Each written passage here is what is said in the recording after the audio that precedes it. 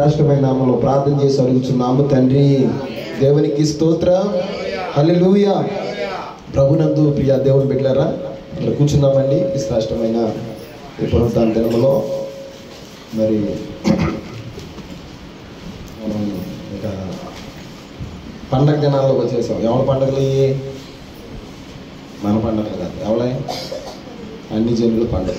కనుక శ్రద్ధ కలిగి కొద్ది నిమిషాలు రాత్రి చెప్పాను, మరలా చెప్తున్నాను. దేవుడు నాకు ఇచ్చినటువంటి భారమును బట్టి నా పిల్లలైన వారు కీడులు అనిపించడం మంచిది కాదని చెప్పి అలా చెప్తున్నాను. ఈ 3 దినాలు కూడా కొంచెం జాగ్రత్తగా ఉండాలి. దేవునికి స్తోత్రం. ఎలా ఉండాలి? ఎందుకంటే వాక్యంలోకి వెళ్ళాము, తెలుసుకుందాం. యెహోవా యందు భయభక్తులు కలిగి ఆయన త్రోవలో నడిచిన వారందరూ కూడా ధన్యులు అని దేవుని వాక్యం సెలవిస్తుంది. కనుక దేవుని పిల్లలమైన మనము ఆయనంటే భయం ఉండాలి, ఆయనంటే భక్తి ఉండాలి. మనం చేసే ప్రతిదీ కూడా ప్రభు చూస్తున్నాడనే భయం మనకు ఉండాలి. రెండోది, దేవుడు అంటే ఏముండాలి అంటే భక్తి ఉండాలి. రాత్రి చెప్పాను 2 మాటలు. భక్తి అంటే ఏంటంటే యాకోబు పత్రికలో రాయబడింది, యెహోలోక మాలిన్యము మీకు అంటకుండా దాన్ని మీరు ఏం చేయాలంటే ఏమంటకూడదంట. అసలు భక్తి అంటే ఏంటి? మనందరూ అయ్యా మీరు ఏం చేస్తారని భక్తి చేస్తున్నాం. ఇందుకే భక్తి అంటే ఏంటి అంటే బైబిల్ గ్రంథంలో సుస్పష్టంగా తెలియపరిచిన యాకోబు పత్రికలో ఉంటుంది. ఇంటికి వెళ్ళి చదువుకోండి. భక్తి అంటే ఏంటి అంటే యెహోలోక మాలిన్యం మీకు అంటకుండగా మిమ్మల్ని మీరు ఏం చేయాలంటే జాగ్రత్త పడటమే భక్తి. దిక్కులేని అనాథలు కానీ తల్లి లేని బిడ్డలు కానీ కనపడితే, వాళ్ళ బలహీనతలు లేకపోతే వృద్ధాప్యంలో ఉన్న వాళ్ళు కనపడితే వాళ్ళని ఆదరించడం, హక్కును చేర్చుకుని సహాయం చేయడమే నిజమైన భక్తి అన్నాడు. దేవునికి స్తోత్రం చెల్లిద్దాం. కనుక ఈరోజు మనం తీసుకోవాల్సిన ఒక మాట ఏంటంటే యెహోలోక మాలిన్యము మనకు అంటకుండా మనం జాగ్రత్తగా చూసుకుంటాం. దేవునికి స్తోత్రం చెల్లిద్దాం. హల్లెలూయా. ఎందుకంటే లోక మాలిన్యాన్ని అంత అంటించుకుని రేపొద్దున్న బాధపడేది ఎవరై అంటే మనమే బాధపడాలి. ఎందుకు వచ్చింది ప్రభువా అని ప్రభు దగ్గర అడగడానికి ఎటువంటి అర్హత లేదు. ఎందుకంటే దేవుడి ముందే చెప్పాడు యెహోలోక మాలిన్యాన్ని మీరు అంటించుకోవద్దని. కనుక ప్రభునం దేవుని బిడ్డలారా, మరి మీరు ఈ 3 దినాలు కూడా జాగ్రత్తగా ఉండవలసిందిగా దేవుడు నాకు ఇచ్చిన అధికారమును బట్టి మీరు మాకు ఇచ్చినటువంటి ఈ యొక్క కొద్దిపాటి చిన్న మందకి నన్ను కాపురగా పెట్టాడు కనుక నేను అందించవలసిన మాటలు దేవునికి స్తోత్రం చెల్లిద్దాం. నేను చెప్పవలసిన కొన్ని జాగ్రత్తలు రేపొద్దున దేవుడు నన్ను అడతాడు, బాబు నీకు నా ఆత్మను అప్పగించిన వాళ్ళకి చెప్పాల్సిన నువ్వు చెప్పలేదని చెప్తాడు. కనుక నేను ముందు చెప్తున్నాను, ఈ 3 దినాలు కూడా కొంచెం జాగ్రత్తగా ఉండండి. యెహోలోక మాలిన్యాన్ని మీరు అంటించుకోకండి. దేవునికి స్తోత్రం.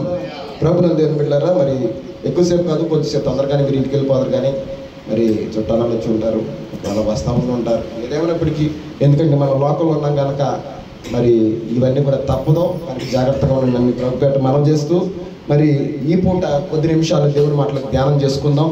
వాక్యంలోకి వెళ్ళే ముందుగా యాక్చువల్గా రేపు మంగళవారం సహోదరులు రాజాల ఇంట్లో ప్రార్థన జరగాలి. అయితే పండగల మూలన అందరూ కూడా చుట్టాలలో వస్తారు. అదేవిధంగా పండగల్లో ఉంటారు కనుక మనం వచ్చే మంగళవారం వాళ్ళ ఇంట్లో ప్రార్థన ఉంటుంది కనుక వాళ్ళు జ్ఞాపకం చేసుకోవాల్సింది వాళ్ళకి మనం చేస్తూ ఈరోజు కొద్ది మాటలు దేవుని వాక్యాన్ని విందాం. ఎందుకంటే శరీర సంబంధమైన ఆహారం కోసం మనం ఎంత ప్రాకులాడుతున్నామో అంతకంటే విలువైనది దేవుడు మనలో పెట్టిన ఆత్మ. ఈ ఆత్మ కూడా ఏం కావాలి అంటే ఆహారం కావాలి. కనుక ఆత్మీయ ఆహారం కోసం కొద్ది నిమిషాలు మనం దేవుని వైపు చూద్దాం. ప్రభువే మనకి కావలసిన వాక్యాన్ని ఈ పూట మనకు అందించునుగాక. హల్లెలూయా. యాక్చువల్గా ఈరోజు నేను వాక్యం ఏం చెప్దాం అనుకున్నానంటే పరమగ్రంథ గ్రంథంలో ఒక మాట ఉంటుంది. ఏంటంటే షోలోమితి అడుగుద్ది తన ప్రియుడైనటువంటి సొలొమోన్ని, ప్రియుడా నీ మందను నువ్వు ఎక్కడ మేపుతున్నావు అన్నటువంటి ఒక క్వశ్చన్ వేసి ప్రభు ఇచ్చినటువంటి ఎక్కడ మేపుతున్నాడు అన్న సమాధానాల గురించి చెప్దామని అనుకున్నా. అయితే ఈరోజు మనకి ఇప్పుడు రేపు రానున్న దినాల్లో పండగల్లో మునిగిపోతాం కనుక మనం అంతా కూడా కొద్ది నిమిషాలు కొన్ని జాగ్రత్తలు చెప్పాలని, ఎవరి ద్వారా జాగ్రత్తలు చెప్తే బాగుంటుందో ఆలోచించినప్పుడు దేవుడు నాకు ఒక వ్యక్తిని ఇందులో తెలియపరిచాడు. కనుక ఆయన గురించి కొద్ది నిమిషాలు మాట్లాడుకుందాం. ప్రభువే ఈ మధ్యాహ్న సమయంలో సూటిగా స్పష్టంగా వాక్యం ద్వారా మనల్ని బలపరచును గాక. హల్లెలూయా. బైబిల్లోకి వెళ్ళిపోదామండి. బైబిల్ తెరవండి. కొద్ది నిమిషాలు మీకు చాలా బాగా పరిచయమైనటువంటి వాక్యమే, కొత్త వాక్యం కాదు. ఒకసారి చూద్దాం. మొదటి దినవృత్తాంతముల గ్రంథము 4వ అధ్యాయము 27వ వచనంలో చివరి మాటని ఒకసారి చదువుకుందాం. బైబిల్లోకి తెరవండి. మొదటి దినవృత్తాంతముల గ్రంథము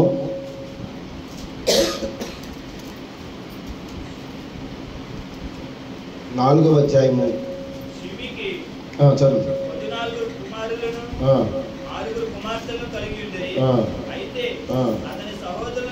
అతని సహోదరులకు ఎంతో మంది కుమారులు.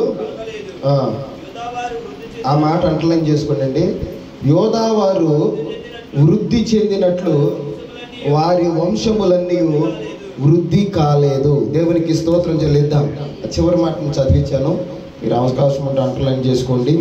ఏంటంటే యోధావారు వృద్ధి చెందినట్లుగా వారి వంశములన్నీ ఏమవలేదంటే వృద్ధి కాలేదు. ఇక్కడ దేవుడు ఒక వంశం గురించి చెప్తున్నాడు. ఆ వంశం ఏ వంశం అంటే యోధా వంశం. యోధా వంశం అంట ఇందులో వృద్ధిలోకి వచ్చిందంట. మిగతా వంశాలు ఏవి కూడా ఏం చెందలేదు అంటే వృద్ధిలోకి రాలేదు. ఈరోజు ప్రభునందు దేవుని బిడ్డలారా, వాళ్ళు శరీర సంబంధమైన యూదులు, యోధా గోత్రాలు అయితే మనము ఆత్మ సంబంధమైన యూదులం. దేవునికి స్తోత్రం చెల్లిద్దాం. శ్రద్ధగా కొద్ది నిమిషాలు, ఒక 40 నిమిషాలు దేవుడు మనతో మాట్లాడబోతున్నాడు కనుక ఈరోజు మన కుటుంబాలు వృద్ధిలోకి వచ్చును గాక. మన కుటుంబాలు వృద్ధిలోకి రావాలని ఈరోజు ఈ వాక్యాన్ని మన ముందు పెడుతున్నాడు. ఇక్కడ ప్రభుని దేవుని బిడ్డలారా, చదువుకున్నటువంటి దేవుని వాక్యంలో దేవుడు అంటున్న మాట ఏంటంటే యోధావారు వృద్ధి అయినట్లు వారి వంశములన్నీ ఏం కాలేదయ్యా అంటే వృద్ధి కాలేదు అన్నటువంటి మాటను మనం విన్నాం. మనందరూ తెలుసండి, యాకోబుకి మరి 12 మంది సంతానం పుట్టారు. ఎంతమంది చెప్పాలి, మీరు జవాబు ఇవ్వాలి. ఎంతమంది? 12 మంది కొడుకులు, ఒక కూతురు. ఆడవాళ్ళు వంశం లెక్కలోకి రారు గనక దేనాన్ని పక్కకు తీసేస్తే మొత్తం ఎంతమంది అయ్యంటే 12 మంది కొడుకులు పుట్టారు. ఈ 12 మందే గోత్రకర్తలుగా మనం పిలుస్తున్నాం. 12 గోత్రాలు వీరి నుండి వచ్చినాయి కనుక గోత్రకర్తలు అన్నారు. అయితే ప్రభువుని దేవుని బిడ్డలారా, ఈ 12 మందిలో ఈ యొక్క మనం ఇప్పుడు చదువుకుంటున్నటువంటి యోధా అనబడిన వాడు ఎన్నవాడు అంటే 4వ వాడు. ఎన్నవాడు? యాకోబు పుట్టినటువంటి యాకోబుకి, అదేవిధంగా లేయాకి పుట్టినటువంటి సంతానము 4వ కుమారుడు. దేవునికి స్తోత్రం చెల్లిద్దాం. హల్లెలూయా. ప్రభువుని దేవుని బిడ్డలారా, యాక్చువల్గా మరి యాకోబు ఎక్కువగా ఎవరు ప్రేమించాడు అంటే యాకోబుకి 2 భార్యలు. ఎంతమంది భార్యలు? 2 భార్యలు. పెద్దవాడి పేరు ఏంటి అంటే లేయా, చిన్నవాడి పేరు రాహేల్, రేచెల్ అంటారు ఇంగ్లీష్లో, రాహేల్ అనమాట. అయితే మనోడు ఎవరి కోసం పాలిత దగ్గర 20 సంవత్సరాలు పాలితనం చేసినట్టుగా మనం తెలుసుకుంటాం. 7 సంవత్సరాలు 2 భార్యల కోసం 14 సంవత్సరాలు పాలితనం చేశాడు. మనంతా తెలిసిన విషయాలన్నీ కూడా. ఇందుకోసం ఇన్ని సంవత్సరాలు చేశాడు అంటే ఇంటికి వెళ్ళడంగానే ఎవరిని ఎక్కువగా ఇష్టపడ్డాడు అంటే రాహేల్ని ఎక్కువగా ఇష్టపడ్డాడు. రాహేల్ని ప్రేమించాడు. అయితే మరి మామని అడిగాడు, నీ కూతురు నేను పెళ్లి చేసుకుంటానంటే, నా కూతురు నువ్వు కనుక నువ్వు పెళ్లి చేసుకోవాలంటే నా దగ్గర 2 సంవత్సరాలు వేయాలని కొలువు, 7 సంవత్సరాలు కొలువు చేయాలన్నాడు. 7 సంవత్సరాలు 7 రోజుల్లాగా అయిపోయింది యాకోబు. ఎందుకంటే మరి రాహేల్ని ఎక్కువగా ప్రేమించాడు కనుక రాహేల్ మీద ఉన్న ప్రేమను బట్టి 7 సంవత్సరాలు కూడా మరి గతించిపోయినాయి. ఊరినే గతించిపోయినాయి, పెద్ద ఇబ్బంది అనిపించాల. ఆ రాత్రికాల సమయంలో మరి మామ దగ్గరికి వెళ్ళాడు. మామ మరి 7 సంవత్సరాలు అన్నావు, 7 సంవత్సరాలు అయిపోయింది, నీ కుమార్తెనిచ్చి నాకు వివాహం చేయన్నప్పుడు మరి తప్పకుండా చేస్తానని రాత్రికాల సమయంలో వివాహం చేశాడు ముసుకేసి. తీరా తెల్లవారు చూసేవాడికి తను అనుకున్న అమ్మాయిని చేయలేదు, వేరే అమ్మాయిని చేశాడు. రాహేల్ని చేయలేదు. ప్రభునందు ఎవరు చేశాడు అంటే తన అక్క అయినటువంటి లేయా చేశాడు. అయితే లేయాకి కొంచెం జబ్బు కలదంట. కళ్ళు ఎప్పుడు కూడా నీళ్లు గారుతా ఉండేయంట. కానీ జబ్బు కలదని ఉంది లేయ గురించి. కనుక లేయని పెద్దకి ఇష్టపడలే యాకోబు. మామని అడిగాడు, నువ్వు నన్ను మోసం చేసావు, నేను ప్రేమించిన చిన్నమ్మాయిని అయితే నాకు పెద్ద అమ్మాయిని ఇచ్చి పెళ్లి చేసావు అంటే తన మామగారు అన్నాడు, మా వంశంలో మా దేశంలో పెద్ద కుమార్తెకు పెళ్ళి అవ్వకుండా చిన్న కుమార్తెకు మేము చేయము. కనుక నీకు చిన్న కుమార్తె కూడా కావాలంటే మరలా 7 సంవత్సరాల దగ్గర ఏం చేయంటే కొలువు చేయాలి. కనుక ప్రభువుని దేవుని బిడ్డలారా, మరలా రాహేల్ని సంపాదించుకోవడం కోసం, మరలా రాహేల్ని వివాహం చేసుకోవడం కోసం మరలా 7 సంవత్సరాలు, మొత్తం 7 సంవత్సరాలు చేశాడంటే 14 సంవత్సరాలు చేసి రాహేల్ని సొంతం చేసుకున్నాడు.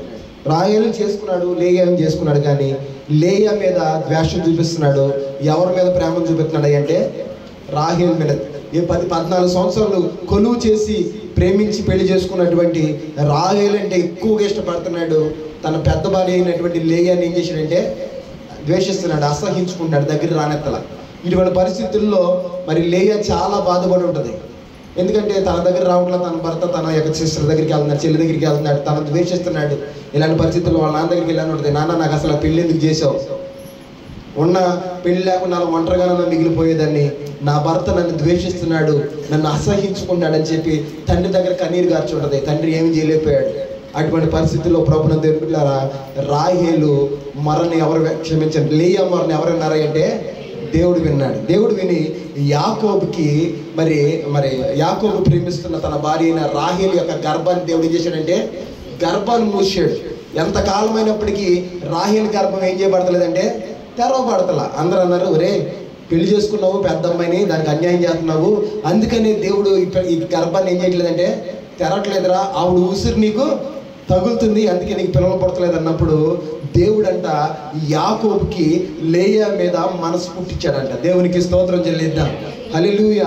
అప్పుడు యాకోబు లేయాతో మరి మంచిగా ఉండడం ప్రారంభించినప్పుడు ఇప్పుడు లేయా గర్భవతి అయ్యి ఒక కుమారుడిగా అంది. ఫస్ట్ వాడి పేరు ఏం పేరు పెట్టారంటే రూబేను అని పేరు పెట్టారు. దేవునికి స్తోత్రం చెల్లిద్దాం.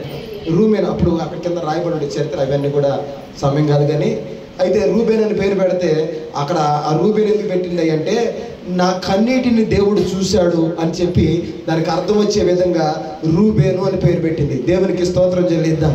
తర్వాత మరలా దేవుడు లేయని జ్ఞాపకం చేసుకుని మరలా ఇంకో కుమారుడు ఇచ్చాడు. అతని పేరు ఏం పేరు పెట్టిందంటే షిమ్యోను అని పేరు పెట్టింది. షిమ్యోను అని పేరు పెట్టి దేవుడు మరలా నన్ను జ్ఞాపకం చేసుకున్నాడని అటు వచ్చి ఆ పదం వచ్చే విధంగా మరలా అతనికి పేరు పెట్టింది. ఇలాగా వరుసగా ప్రభువుని దేని బిళ్ళరా ముగ్గురు కుమారులు పుట్టారు. షిమ్యోను, ఫస్ట్ పేరు రూబేను, షిమ్యోను, తర్వాత లేవి అనబడిన ముగ్గురు పుట్టారు. నాలుగవడు ప్రభు మరలా దేవుడు మరి రాహేలు లేయ గర్భాన్ని తెరిచి మరలా కుమారుని ఇచ్చాడు. ఇప్పుడు ఏమంటుంది అంటే దేవుడు నన్ను మర్చిపోలా, నన్ను జ్ఞాపకం చేసుకుంటూనే ఉన్నాడు అని చెప్పి ఈసారి నేను దేవుణ్ణి స్తుతిస్తున్నానని చెప్పి మరి ఆ నాలుగో కుమారుడికి ఏమని పేరు పెట్టింది అంటే యోధా అని పేరు పెట్టింది. దేవునికి స్తోత్రం చెల్లిద్దాం. యోధా అన్న మాటకు అర్థం ఏంటంటే స్తుతించుట. దేవునికి స్తోత్రం చెల్లిద్దాం. లేయా ఏమని పేరు పెట్టిందయ్యా తన నాలుగో కుమారుడికి అంటే నేను ఈసారి దేవుణ్ణి ఏం చేస్తానంటే స్తుతిస్తాను అని చెప్పి ఆ నాలుగో కుమారుడికి యోధా అని పేరు పెట్టింది. నేను చెప్పాను ఒకసారి, పూర్వకాలంలో మరి ముఖ్యంగా యూతులు వాళ్ళ కుటుంబంలో పుట్టిన బిడ్డలకి ప్రస్తుతం వాళ్ళు ఉన్న పరిస్థితిని బట్టి వాళ్ళకి ఏం పేరు పెట్టేవాళ్ళు, ఆ పరిస్థితిని బట్టి వాళ్ళకి ఏం చేసేవాళ్ళు అంటే పేర్లు పెట్టేవాళ్ళు. మనం చాలాసార్లు నేను చాలా మందిని చెప్పుకుంటూ వస్తుంది ఇలాగా ప్రభుత్వం దేని పిల్లలు షిమ్యోన్ ఏమో దేవుడు నా కన్నీటిని చూశాడని, నన్ను జ్ఞాపకం చేసుకున్నాడని రూబేనికి, ఇలాగా నా భర్త నన్ను హత్తుకున్నాడని ఏమో లేవి అనగా హత్తుకునేవాడని, చివరిగా నాలుగో కుమారుడు దగ్గరికి వచ్చేపాటికి దేవుడిని నేను స్తుతిస్తానని చెప్పి ఏమని పేరు పెట్టింది అంటే యోధా అని పేరు పెట్టింది. దేవునికి స్తోత్రం చెల్లిద్దాం. ఈ యోధ గురించి మనం మాట్లాడుకుంటున్నాం. దేవుడు అంటున్నాడు అన్ని గోత్రాలు వద్దలేదు కానీ యోధా గోత్రం ఏం చేయబడింది అంటే, ఇప్పుడు అదే తమ్ముడు చదివాడు వాక్యం, నేను చదువుతాను చూడండి అదే మాటని. యోధా వారు వృద్ధి అయినట్లుగా వారి గోత్రములు వారి వంశములన్నీ ఏం కాలేదంట, వృద్ధి కాలేదు. ఇప్పుడు దేవుని పాద సన్నిధికి వచ్చిన మనం అందరం కూడా మనము మన కుటుంబాలు ఏం చేయబడాలని ఆశిస్తున్నామై అంటే మన జీవితాలు కూడా ఏం చేయాలంటే వృద్ధి పొందాలి. దేవునికి స్తోత్రం చెల్లిద్దాం. ఇంకా మీ భాషలో చెప్పాలంటే మీకు అర్థమయ్యే రీతిలో చెప్పాలంటే మన జీవితాలు మన కుటుంబాలు మన వంశం కూడా ఏం చేయబడాలంటే ఆశీర్వదించబడాలి. దేవునికి స్తోత్రం చెల్లిద్దాం. బైబిల్ గ్రంథంలో అంటుంది 12 గోత్రాలు ఉంటే 11 గోత్రాలు వృద్ధి చెందలేదు కానీ ఒక యోధా గోత్రం మాత్రం ఏమైందంటే వృద్ధి చెందింది. ఈరోజు ఆ యోధా గోత్రం వల్లే మన కుటుంబాలు కూడా వృద్ధి చెందును గాక. హల్లెలూయా. ప్రభువుని దేవుని బిడ్డలారా, యాక్చువల్గా మరి ఈ 12 మంది గోత్రంలో మరి ఇశ్రాయేలుకి ఒక ఆచారం ఉంది. ఏంటంటే మరి జ్యేష్ఠత్వం హక్కు అనేది ఒకటి ఉంది. వాళ్ళకి బర్త్ రైట్ అంటారు. దీనికోసమే యాకోబు ఏషావు ఇద్దరు కొట్టుకున్నారు.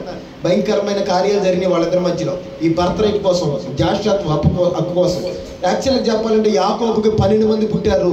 ఈ 12 మందిలో జ్యేష్ఠత్వ హక్కు వస్తేగిస్తే ఎవరికి రావాలి అంటే పెద్దవాడైనటువంటి రూబేనికి రావాలి, లేకపోతే పెద్దవాడు లేకపోతే రెండో వాడైనటువంటి షిమ్యోనికి రావాలి. కానీ యోధా ఈ యొక్క 12 మంది గోత్రంలో జ్యేష్ఠత్వపు హక్కు దేవుడు ఎవరికి ఇచ్చాడు అంటే యోధా గోత్రానికి ఇచ్చాడు. దేవునికి స్తోత్రం చెల్లిద్దాం. ఎవరికి ఇచ్చాడు?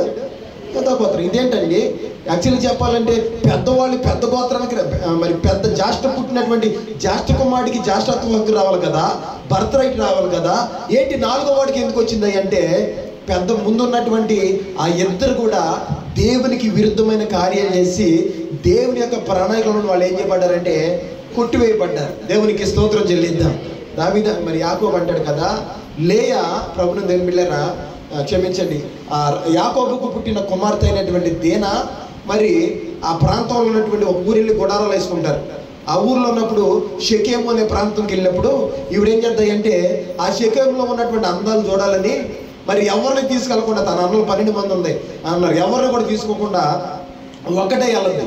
ఆ ఊరు ఒకటే వెళ్ళినప్పుడు ఏం జరుగుతాయి అంటే అక్కడ ఆ ఊరిని పరిపాలిస్తున్నటువంటి ఆ యొక్క ఊరి షెకెము రాజు కొడుకు ఏం చేశాడంటే ఈ దేనాన్ని పట్టుకుని పాడు చేస్తాడనమాట. పాడు చేసేసి ఇంటికి పంపించకుండా తన ఇంట్లో ఉంచుకుంటాడు. ఇంట్లో ఉంచుకున్నప్పుడు దేనా ఏమైపోయింది అని చెప్పి యాకోబు తన కుమార్తె తప్పు అయిన విషయమై ఎదుగుతూ ఉండగా ఆ యొక్క మరి ప్రభుత్వం ఆ యొక్క ఆ గ్రామపు ఆ రాజ్యం ఎవరైతే పాడు చేశారో ఆ వ్యక్తి యొక్క తండ్రి యాకోబుకి సమాచారం పంపిస్తాడు, నీ కూతురు నా దగ్గరే ఉంది, నా కొడుకు నీ కూతురి మీద మనసు పడ్డాడు కనుక మనిద్దరం కూర్చుని మాట్లాడుకుందాం, నీకు ఇష్టమైతే నీ కూతురిని నా ఇంటి కోడలుగా నేను చేసుకుంటాను అన్నాడు. అయితే మనోడు ఈ సంగతి ఎందుకంటే మరి ప్రభుత్వం దేవుని బిడ్డలారా ఆ యొక్క దేనాన్ని పాడు చేసిన వ్యక్తి మరి యూదుడు కాదు. ఎందుకంటే యూదులు వేరే వాళ్ళని పెళ్లి చేసుకోరు, యూదుల్లోనే పెళ్లి చేసుకుంటారు కానీ వేరే గోత్రంలోకి వెళ్ళరాడు. అయితే ఇక్కడ జరిగింది ఏంటంటే మరి ఆ యొక్క షెకెము ప్రాంతాన్ని పరిపాలిస్తున్న రాజు అయిన షెకెము వాడు యూదుడు కాదు, దేవుని నమ్ముకున్న వాడు కాదు కనుక ఈ యొక్క యాకోబు పుట్టిన 12 మంది పిల్లలకి ఆడికి ఇచ్చి పెళ్లి చేయడం నచ్చక ఏం చేశాడే అంటే ఆ రాత్రికి రాత్రి ఈ షిమ్యోను లేవి అనబడిన పెద్ద కుమారులు ఇద్దరు కూడా కత్తులు పట్టుకుని వెళ్ళి ఆ రాత్రి అంతా ఆ యొక్క మరి అక్కడ ఉన్నటువంటి ఆ గ్రామంలోకి ప్రవేశించి ప్రభువుని దేవుని బిడ్డలారా ఆ గ్రామంలో ఉన్న మనుషులందరినీ పురుషులందరూ కూడా కత్తి చేత రాత్రికాలం మొత్తం అందరిని చంపేశారంట. ఊర్లో ఎంతమంది మగవాళ్ళు ఉన్నారో వాళ్ళందరినీ కూడా చంపేసినప్పుడు ఇంటికి వచ్చినప్పుడు యాకోబు వాళ్ళిద్దరిని గురించి ఏడుతున్నాడు, వాళ్ళిద్దరిని శపించాడు, నా గనమా వీళ్ళు భయంకరమైన వ్యక్తులు, కత్తులతో కోపం చేత పురుషులందరినీ కూడా తెగ నరికేశారు కనుక వాళ్ళతో నువ్వు సమాధాన పడద్దు, వాళ్ళ మార్గాల్లో నువ్వు నడవద్దు, వాళ్ళకి ఏ ఆశీర్వాదం రాదని చెప్పి వాళ్ళని శపించాడు. దేవునికి స్తోత్రం చెల్లిద్దాం. అయితే ఇప్పుడు ప్రభుత్వం దేవుని ఇప్పుడు తండ్రి నుండి రావాల్సిన ఆశీర్వాదాలు లేకపోతే జ్యేష్ఠత్వపు హక్కు పెద్ద కుమారులైనటువంటి ఆ రూబేను కావచ్చు షిమ్యోను కావచ్చు రావు. ఎందుకంటే వాళ్ళ తండ్రే శపించేశాడు, పక్కెళ్ళిపోయారు వాళ్ళు. తర్వాత 3వ వాళ్ళు ఎవరంటే లేవీలు. ఈ లేవీలు ప్రభువుని దేవుని బిడ్డలారా దేవుని పరిచర్య చేయడానికి దేవుడు వాళ్ళని ఎన్నుకున్నాడు. దేవునికి స్తోత్రం చెల్లిద్దాం. ఈ లేవీలు ఏం చేయాలంటే దేవుని మందసం దగ్గర దేవుని పరిచర్య చేసేవారుగా దేవుడు వాళ్ళని కోరుకున్నాడు కనుక లేవీలకు ఎటువంటి ఏమి ఇవ్వలేదంటే ఆస్తి కానీ స్వాస్యం కానీ ఇవ్వలేదు ఇక ప్రభుని. ఎందుకంటే వాళ్ళు మందిరంలోనే ఉండాలి, మందిరం దగ్గర తెచ్చిన కానుకలు కావచ్చు అర్పణలు కావచ్చు అవే తినాలి, దేవుని పని చేసుకుంటూ మందిరం దగ్గరే ఉండాలి, కానీ వాళ్ళకి సొంతంగా ఆస్తులన్నీ ఉండకూడదని చెప్పి దేవుడు వాళ్ళని పక్కన పెట్టాడు. దేవుడే వాళ్ళకి స్వాస్యంగా లేవీలను ఏర్పరిచాడు. ఇక లేవీల సంగతి కూడా పక్కన పెట్టేస్తే ఇక నెక్స్ట్ ఎవరికి వెళ్ళాలయ్యా ఈ జ్యేష్ఠత్వపు హక్కు అయ్యా అంటే 4వ గోత్రం. ఏ గోత్రం అయ్యా అంటే యోధా గోత్రం. దేవునికి స్తోత్రం చెల్లిద్దాం. ఇప్పుడు తండ్రి నుండి యాకోబు ద్వారా జ్యేష్ఠత్వపు హక్కు ఎవరికి వచ్చింది అంటే చెప్పాలి, ఎవరికి వచ్చింది? యోధులకు వచ్చింది. దేవునికి స్తోత్రం చెల్లిద్దాం. అయితే ఈ పూట ప్రభువుని దేవుని బిడ్డలారా ఈ యోధాలో నుండి మనం కొన్ని పాఠాలు నేర్చుకోవాలి. ఏంటి ఆ పాఠాలు మీకు శ్రద్ధగా నేను వివరిస్తాను, మీరు శ్రద్ధగా ఆలోచించండి. ఏ వ్యక్తి అయినా ఏ కుటుంబం అయినా దీవించబడాలంటే ఆశీర్వదించబడాలంటే వాళ్ళ సొంత నిర్ణయాలను బట్టి వాళ్ళ సొంత బలమును బట్టి ఏం చేయలేరు అంటే దీవించబడలేరు, ఆశీర్వదించబడలేరు. ప్రభువుని దేవుని బిడ్డలారా ఈరోజు మనం అనుకుంటాం నాకు రెక్కల శక్తి ఉంది, నాకు ఆరోగ్యం ఉంది, నేను ఏదైనా సంపాదించుకోగలనని.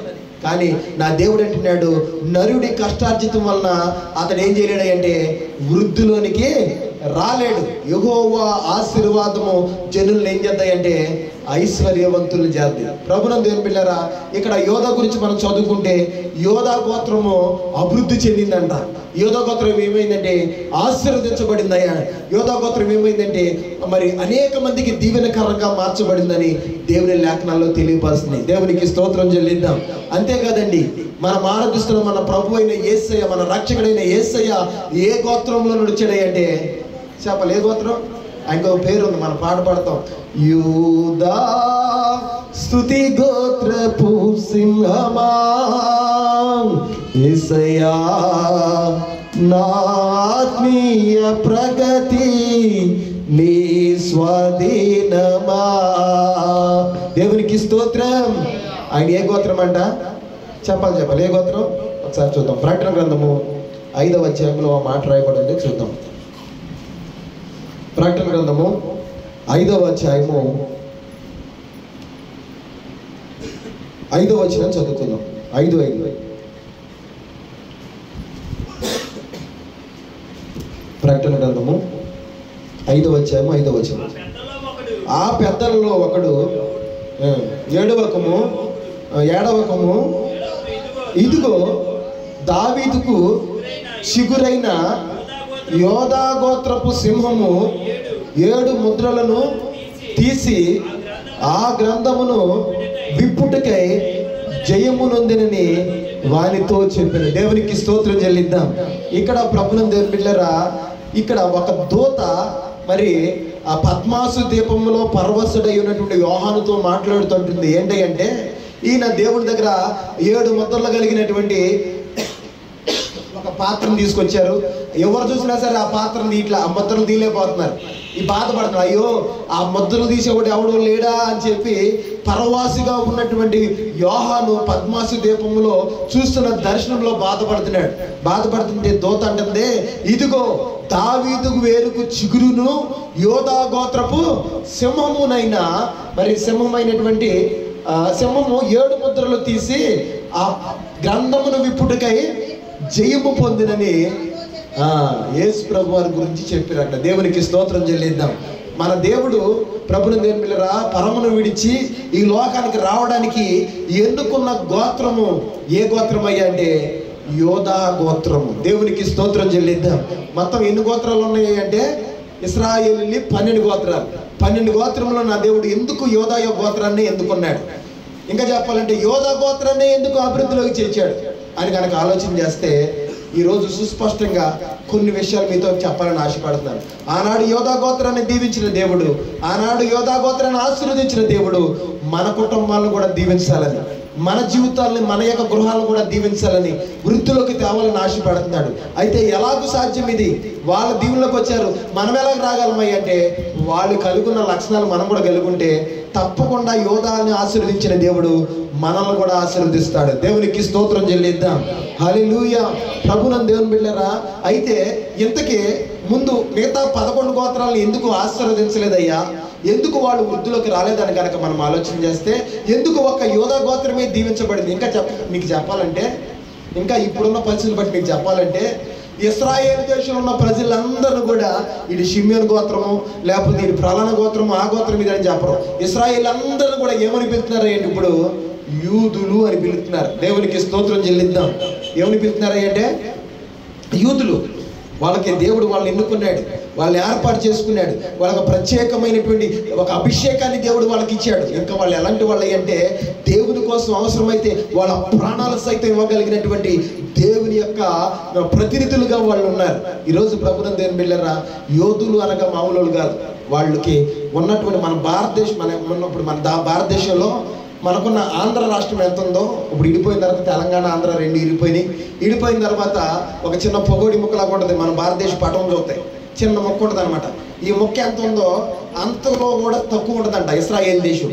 కానీ ఈరోజు ఇశ్రాయేల్ దేశం అంటే పెద్ద పెద్ద అమెరికా లాంటి, రష్యా లాంటి, చైనా లాంటి పెద్ద పెద్ద దేశాలు కూడా చిన్న దేశమైన ఇశ్రాయేల్ చూస్తుంటే వణుకు పుట్టేస్తుంది. దేవునికి స్తోత్రం చెల్లిద్దాం. కారణం ఏంటంటే దేవుడు వాళ్ళ పక్షంగా ఉన్నాడన్న సంగతి ప్రపంచ దేశాలన్నిటికీ కూడా తెలుసు. దేవునికి స్తోత్రం చెల్లిద్దాం. ఎవరి పక్షాన ఉన్నాడు దేవుడు అంటే ఆయన ఎన్నుకున్నటువంటి, ఆయన ఏర్పాటు చేసుకున్నటువంటి, ఆయన పిల్లలైనటువంటి యోధా జాతికి దేవుడు ఎట్లా ఉన్నాడు అంటే తోడై ఉన్నాడు. ఒకసారి ఈరోజు ఆ మాట చూద్దాం. ఒకసారి బైబిల్ తెరవండి. న్యాయాధిపతుల గ్రంథము. ఎందుకు దేవుడు వాళ్ళని దీవించాడు, ఎందుకు వాళ్ళు వృద్ధిలోకి వచ్చారయ్య అంటే ఒక మాట చూద్దాం. న్యాయాధిపతుల గ్రంథము 1వ అధ్యాయము 18వ వచనాన్ని చూద్దాం. 1:18 న్యాయాధిపతుల గ్రంథము 1:19. న్యాయాధిపతుల గ్రంథము పేజీ నెంబరు 198. శ్రద్ధగా ఆలకించండి. ఇక్కడ దేవుడు మాట్లాడుతున్నాడు, యెహోవా యోధా వంశస్థులను తోడై ఉన్నందున. ఎవరు తోడున్నాడంటే దేవుడు. చాలా శ్రద్ధగా ఆలకించండి. నా మాటలు కాదు ఇవి, బైబిల్లో లేని ఏ మాట కూడా నేను చెప్పను కనుక మీరు శ్రద్ధగా ఆలకించండి. ఎందుకు యోధా గోత్రము వృద్ధిలోకి వచ్చింది? ఎందుకు యోధా గోత్రము దీవించబడింది? ఎందుకు యేసు ప్రభు వారు ఈ లోకంలో రావడానికి యోధా గోత్రాన్ని ఎన్నుకున్నాడు అని కనుక ఒకసారి మనం ఆలోచన చేస్తే, ప్రభునందు దేవుని బిడ్డలారా, దేవుని వాక్యం సెలవిస్తున్న మాట ఏంటంటే, ఇక్కడ నేను చూసిన ఈ న్యాయాధిపతుల్లో ప్రభు మాట్లాడుతున్నాడు, యోధా గోత్రానికంట ఎవరు తోడుకున్నారు అంటే చెప్పాలి. మాట చదువు మరోసారి. 1:19. యెహోవా యోధా వంశస్థులకు తోడైనందున వారు మన్య దేశమును స్వాధీనపరుచుకొనెను. దేవునికి స్తోత్రం చెల్లిద్దాం. ఈరోజు ప్రభునందు దేవుని బిడ్డలారా, దేవుడంట ఎవరికి తోడై ఉన్నాడు అంటే యోధా గోత్రానికి ఎట్లా ఉన్నాడంటే తోడుగా ఉన్నాడు. బైబిల్ గ్రంథాన్ని కనుక మనం చూస్తే, ఒక వ్యక్తి దేవుని ద్వారా దీవించబడ్డాడన్నా, దేవుని సహాయం అతనికి అందింది అని కనుక మనం చదువుకున్నా, లేకపోతే దేవుని ద్వారా ఒక వ్యక్తి గొప్ప కార్యాలు చేశాడు అన్న వాక్యాన్ని మనం చదువుకున్నప్పుడల్లా ఒక విషయం మనకు గుర్తొస్తుంది. ఏంటంటే దేవుడు అతనికి తోడై ఉన్న కారణాన్ని బట్టి ఆ వ్యక్తి ఏం చేయబడుతున్నాడు అంటే దేవుని ద్వారా వాడబడుతున్నాడు, దేవుని ద్వారా దీవించబడుతున్నాడు, దేవుని ద్వారా మరి ఉన్నతమైన స్థితిలోకి ఏం చేయబడ్డాడంటే హెచ్చించబడ్డాడని మనం తెలుసుకోగలుగుతున్నాం. అంతెందుకండి, యోసేపు గురించి మనం తెలుసుకుందాం.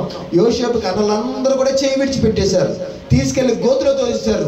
ఒక మాట రాయబడి ఉంటుంది, మీరు ఇంటికి వెళ్ళి నాకు ఆ మాటలు చదువుకోండి. దగ్గర 10 సార్లు పైనే ఆ యోసేపు చరిత్రలో రాయబడి ఉంటుంది. గోతులో త్రోసివేయబడినప్పుడు అన్నలు తోడుగా లేరు కానీ, మరి తండ్రి తల్లి తోడుగా లేరు కానీ ఎవరు తోడుగా ఉన్నారు అంటే దేవుడు అతనికి ఎట్లా ఉన్నాడంట తోడుకున్నాడు. లోకయాత్రలో ప్రభునందు దేవుని బిడ్డలారా, మనుషులు తోడున్నా లేకపోయినా, రాజకీయ నాయకులు మనకు తోడున్నా లేకపోయినా, అధికారులు మనకు తోడున్నా లేకపోయినా, నా దేవుని తోడు మాత్రం తప్పకుండా మనకు ఉండాలి. దేవునికి స్తోత్రం చెల్లిద్దాం. హల్లెలూయా.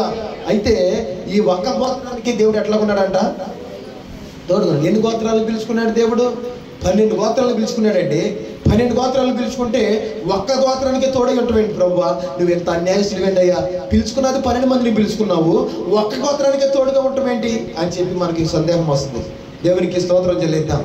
ఐగుప్తులు వీళ్ళందరూ ఉన్నారు, అందరినీ పిలుచుకున్నాడు, వీళ్ళందరూ కూడా 12 గోత్రాల వారు. అయితే దేవుడు ఒక్క గోత్రాన్ని మాత్రం ఏం చేశాడంట? కారణం ఏంటి? ఒక గోత్రానికి తోడై ఉన్నాడు. ఎందుకు ప్రభునందు దేవుని బిడ్డలారా, మనిషి గోత్రానికి ఎందుకు లేడు? ఎఫ్రాయిం గోత్రానికి ఎందుకు లేడు? ఇంకా చెప్పాలంటే నఫ్తాలి గోత్రానికి 12 గోత్రాలు ఉన్నాయి కదా, ఒక యోధా గోత్రం పక్కన పెడితే 11 గోత్రాలు ఉన్నాయి. 11 గోత్రాలు ఎందుకు దేవుడు తోడు లేడు అని కనుక ఆలోచన చేస్తే, ఎందుకు దీన్ని దీవించాడు అన్న సంగతి పక్కన పెడితే, అసలు వాళ్ళకి ఎందుకు తోడు లేడు అన్న సంగతి మనం జ్ఞాపకం చేసుకుంటే ఒకసారి మన బైబిల్ గ్రంథంలో చూద్దాం. ప్రభునందు దేవుని బిడ్డలారా, అదే న్యాయాధిపతుల గ్రంథము 2వ అధ్యాయము 2వ వచనాన్ని చూద్దాం. 2:2. మీరు ఈ దేశ నివాసులతో నిబంధన చేసుకొనకూడదు, వారి బలిపీఠములను విరగొట్టవలెనని ఆజ్ఞ ఇచ్చి తిని గాని మీరు నా మాట. దేవునికి స్తోత్రం. హల్లెలూయా. ప్రభునందు దేవుని బిడ్డలారా, ఎందుకు దేవుడు వాళ్ళకి తోడులేరు అంటే, దేవుడు చెప్పాడు అప్పుడు వరకు కూడా అరణ్యాత్ర చేయించాడు, తీసుకొచ్చి వాగ్దాన దేశమైన కనాన్లోకి చేర్చాడు. కనాన్లోకి తీసుకొచ్చేసాడు. మొత్తం 12 గోత్రాలు వచ్చారు. 12 గోత్రాలు కూడా ఎవరికి ఇవ్వాల్సిన భాగం, ఆస్తి భాగాలు మరి యెహోషువ పంచిచ్చేశాడు. అయ్యా మీరు పలానా చోట నుండి, ఆ పలానంతా మీదే, మీరు ఇక్కడ ఉండండి, ఇదంతా మీదే అని చెప్పి 12 గోత్రాలు కూడా మొత్తం వాళ్ళకి రావాల్సిన ఆస్తిపాస్తులన్నీ కూడా పంచిపెట్టిచ్చేశాడు. ఇచ్చేసిన తర్వాత ఒక మాట అన్నాడు, ఏమన్నాయి అంటే, ఇదిగో ఇప్పటి వరకు మిమ్మల్ని నడిపించింది నాయకులుగా నేను ఉన్నప్పటికీ నడిపించింది మాత్రం నేను కాదు, మన తండ్రి అయినటువంటి యెహోవాయే, ఆయన నడిపించారు. కనుక మీరు ఆయన ఏం చేయొద్దండి, ఆయన మాత్రం మీరు ఏం చేయొద్దంటే మర్చిపోవద్దు అని చెప్తూ, మీరు ఇదిగో ఆయన చేసిన ఆయన చేసిన కార్యాలని మీరు గుర్తుంచుకుంటారో మర్చిపోతారో నాకు అనవసరం. నేను నా కుటుంబం అయితే మేమేం చేస్తామండి, ఎవరు సేమెత్తామై అంటే యెహోవానే చెప్పాలి, మాట చెప్పాలి. నేను యెహోషువ అంటున్నాడు, నేను నా కుటుంబం అంతా ఎవరిని ఆరాధిస్తామై అంటే యెహోవానే ఆరాధిస్తాం. యెహోవానే సేవిస్తాం, మీ ఇష్టం, మీరు ఎవరిని ఆరాధించుకుంటే వాళ్ళని ఆరాధించుకోండి అన్నప్పుడు యెహోషువ మాట విన్నటువంటి ఇశ్రాయేలు ప్రజలందరూ కూడా వాళ్ళు అన్నారు, మాకు ఇంత గొప్ప కార్యములు చేసి, మా ఎడల ఇన్ని గొప్ప సూచక్రియలు చేసి, ఇదిగో మేము పెట్టని తోటల్లో కట్టని గృహాల్లోకి మమ్మల్ని తీసుకొచ్చి ఎంత సమృద్ధికరమైన దేశంలో మమ్మల్ని ఉంచినటువంటి ఆ దేవుడైన యెహోవాను తప్ప మేము ఎవరిని ఆశీర్వదిస్తామయ్యా, మేము ఎవరిని ఆరాధిస్తామయ్యా, ఇదిగో నువ్వు ఎవరిని ఆరాధిస్తే మేము కూడా ఆ దేవుడైనటువంటి యెహోవాను ఆరాధిస్తామని 12 గోత్రాలు ఏకఛత్రాధిపత్యంగా ఒకే దేవుని మాటకి ఓటేసి దేవునికి స్తోత్రం చెల్లిద్దాం. అయితే రాను ఏమైందంటే దేవుడు చెప్పాడు, మీరు కనాను దేశంలో ఉన్నటువంటి వాళ్ళు ఒక్కొక్కరిని ఏం చేయాలంటే వెళ్ళగొట్టాలి, వాళ్ళని మీరు ఇక్కడ ఏం చేద్దంటే ఉంచొద్దు అని దేవుడు చెప్పాడు. అదే మాట మనం చదువుకున్నాం 2వ వచనంలో. ఏమన్నాడంటే, మీరు ఏ దేశంలో నిబంధన చేసుకొనకూడదు అంటే, ఆ దేశమంతా అన్యజనులు ఉన్నారు. ఎవరున్నారు అంటే, అప్పటి వరకు ఇశ్రాయేలు ఎక్కడో మరి ఐగుప్తులో ఉన్నారు కనుక, బానిసలుగా ఉన్నారు కనుక ఈ దేశమంతా కూడా 7 జాతుల వారు నిండిపోయి ఉన్నారు. కనానీయులు, పెరిజీలు, హిత్తీలు, మరి మోయాబులు, అమోరీయులు, ఇలాగా 7 జాతుల వారు కనాన్ దేశాన్ని ఆక్రమించేసుకున్నారు. దేవుడు చెప్పాడు, అది మీ దేశము, అది నేను మీకు సిద్ధపరిచింది కనుక మీరు వెళ్ళండి, వెళ్ళి అక్కడిని వాళ్ళు ఏం చేయండి అంటే వెళ్ళగొట్టండి. ఒకప్పుడు మీదే, అది ఆ స్థలం మీదే, ఆ దేశం మీదే. కానీ యాకోబు మరి కరువు వచ్చిందని కనాను నుండి ఎక్కడికి వెళ్ళిపోయాడంటే ఐగుప్తుకి వెళ్ళిన కారణం బట్టి ఈ ప్లేస్ అంతా కూడా ఖాళీ అయిపోయిందని చెప్పి అన్య దేశస్తులందరూ వచ్చి తెచ్చుకున్నారు. కనుక మీరేం చేస్తారంటే ఆ దేశం మీది, నేను మీకు ఇచ్చింది వాగ్దానం, అబ్రహాం, ఇస్సాకు, యాకోబులకు వాగ్దానం చేసిన దేశం అది మీది కనుక మీరు వెళ్ళండి, వెళ్ళి అక్కడ ఉన్న వాళ్ళందరినీ ఏం చేయండి బయటికి తోలేసి దాన్ని మీరు స్వాధీనపరచుకోండి అని చెప్పినప్పుడు ప్రభుని దేవుళ్ళరా దేవుడు చెప్పాడు, ఆ అన్ని జనులతో మీరు ఏం చేయకూడదంటే నిబంధన మీరు చేసుకోకూడదు. ఇంక చాలా చెప్పాడు విషయాలు దేవుడు. ఆ మాట చదువుతాం. ఈ దేశపు వాసులతో నిబంధన చేసుకొనకూడదు, వారి బలిపీఠములను విరగొట్టవలెను అని ఆజ్ఞించింది. కానీ మీరు నా మాట ఏం చేయలేదంట విన్న. దేవునికి స్తోత్రం చెల్లిద్దాం. దేవుడు 12 గోత్రాలు చెప్పారు, ఇదిగో మీరు వెళ్ళండి, అన్ని జనులు మీరు వెళ్ళగొట్టండి, వాళ్ళ బలిపీఠాలు పగలగొట్టండి, అదేవిధంగా ఆ ప్రాంతాన్ని మీరు ఏంటంటే స్వాధీనపరచుకోండి అని దేవుడు చెప్తే ఎవరి మాట వినలేదంట? చెప్పాలి. ఎవరి మాట వినలా? దేవుని మాట వినలా. దేవుడు అంటున్నాడు, మీరు సమ్మతించి నా మాట వినిన ఎడల నా యొక్క మంచి పదార్థాలను మీరు అనుభవిస్తారన్నాడు. దేవునికి స్తోత్రం చెల్లిద్దాం. క్రైస్తవ జీవితం యొక్క ప్రభుని దేవుని బిడ్డలారా ఆశీర్వాదం అంతా కూడా దేని మీద ఆధారపడి ఉంది అంటే మాట వినడంలోనే. దేవునికి స్తోత్రం చెల్లిద్దాం. ఎందులో ఉంది? ఎవరి మాట? రాజకీయ మాట, నాయకుల మాట నువ్వు విన్నాయనపోయినా, అధికారుల మాట నువ్వు విన్నాయనపోయినా, నువ్వు ఏ దేవుడైతే నమ్ముకున్నావో, ఏ దేవుడైతే నన్ను రక్షించాడని రక్షణ పొందుకున్నావో, ఏ దేవుడైతే దేవుని మార్గంలో అయితే నువ్వు నడుస్తున్నావో, ప్రభుని దేవుని బిడ్డలారా ఆ దేవుడు పలుకుతున్న మాటకు నువ్వు తప్పకుండా ఏం చేయాలంటే లోబడాలి. దేవునికి స్తోత్రం చెల్లిద్దాం. హల్లెలూయా. ప్రభుని దేవుని బిడ్డలారా దేవుడు అన్నాడు, క్రైస్తవ జీవితంలో ఆశీర్వాదాలు ఎక్కడ దాచిపెట్టి ఉంచబడినాయి అంటే దేవుని మాటకి నువ్వు ఎట్లాగైతే ఎంత విధేతించి వింటావో దాని మీద ఆధారపడి ఉంది. దేవుడు అంటున్నాడు ఇక్కడ, ఎందుకు మిగతా గోత్రాలన్నీ కూడా ప్రభుని దేవుని బిడ్డలారా దీవించలేదు. దేవుడు ఎందుకు వాళ్ళ చేయి విడిచిపెట్టేశారు అంటే వాళ్ళు దేవుడు చెప్పిన మాటను ఏం చేయలేదంట, వినలా. దేవుడి మాట వినలా. 12 గోత్రాలు వినలా. వాళ్ళు అన్ని జనులతో సహవాసం చేశారు, వాళ్ళ బలిపీఠాలు తెచ్చుకొచ్చి ఇంట్లో పెట్టుకున్నారు. అంతేకాదు ప్రభుని దేవుని బిడ్డలారా వాళ్ళతో బియ్యం ఉంది, వాళ్ళ యొక్క క్రియలన్నీ కూడా వీళ్ళు నేర్చుకున్నారంట. దేవునికి స్తోత్రం చెల్లిద్దాం. దేవుడు అదే బాధపడుతున్నాడు. వాళ్ళతో నిబంధన చేసుకోకూడదని దేవుడు చెప్తే వెళ్ళి వాళ్ళతోనే నిబంధన చేసుకున్నారు. వాళ్ళ ప్రతిమలన్నింటిని, వాళ్ళ బలిపీఠాలను మీరు పగలగొట్టండి అంటే పగలగొట్టవలసిన బలిపీఠాలను తీసుకొచ్చి అక్కడ పెట్టుకున్నారు అంటే వారి ఇళ్లలో పెట్టుకున్నారు. వాళ్ళతో సహవాసం చేశారు, బియ్యం అందుకున్నారు. వీళ్ళు కూడా వాళ్ళతో మిక్సర్ జనాంగంగా ఏం చేశారంటే మారిపోయి దేవుని మాటను పక్కన పెట్టేశారు. కనుక మీరు నా మాట వినలేదు కనుక నేను మీ వెనకాల మీకు తోడు నేను రాను అని చెప్పి దేవుడు వాళ్ళని చేయి విడిచిపెట్టేశాడు. అంటే దేవునికి స్తోత్రం చెల్లిద్దాం. హల్లెలూయా. నీకు అర్థమైంది కదా దేవుడు ఎందుకు చేయి విడిచిపెట్టేశాడో? ఇంకొక విషయాన్ని కూడా మనం నేర్చుకుందాం. 1వ అధ్యాయము అదే న్యాయాధిపతుల గ్రంథము 29వ వచనం, 21-29.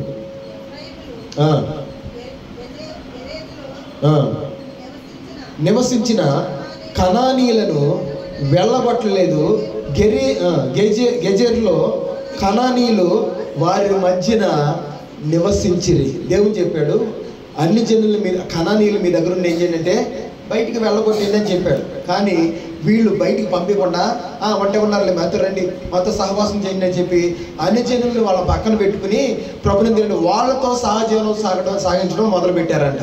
కనుకనే దేవుడు చెప్పాడు వాళ్ళని మీరు పంపించేద్దని. కానీ వీళ్ళు పంపించకుండా వాళ్ళ దగ్గరే పెట్టుకున్నారు, వాళ్ళతో సహవాసం చేశారు, వాళ్ళతో అందుకున్నారు, వాళ్ళతో నిబంధన చేసుకున్నారు. వాళ్ళు బలిపీఠాలు తెచ్చి ఇంట్లో పెట్టుకున్న కారణం బట్టి నాకు ఇష్టం లేని మీరు చేస్తున్నారు కనుక, నా మాట మీరు వింటలేదు కనుక మీ మాట కూడా నేను ఎన్నో మిమ్మల్ని పట్టించుకోను అని దేవుడు ఏం చేశాడని చెయ్యి విడిచిపెట్టేశాడు. దేవునికి స్తోత్రం చెల్లిద్దాం. ఇప్పుడు మీకు అర్థమైందా? 11 గోత్రాలను దేవుడు ఏం చేశాడంటే చెయ్యి విడిచిపెట్టేశాడు. ఒక గోత్రం మాత్రం. మరి యోధా గోత్రాన్ని ఎందుకు ఎందుకు తోడై ఉన్నాడయ్యా, ఎందుకు యోధా గోత్రాన్ని ఆశీర్వదించాడయ్యా అంటే వీళ్ళంట దేవుడు చెప్పింది చెప్పినట్లుగా చేశారంట. దేవునికి స్తోత్రం చెల్లిద్దాం. హల్లెలూయా. ఒకసారి ఆ మాట కూడా చూద్దామా? అదే న్యాయాధిపతుల గ్రంథం 1వ అధ్యాయం 8వ వచనం చూద్దాం. 1:8.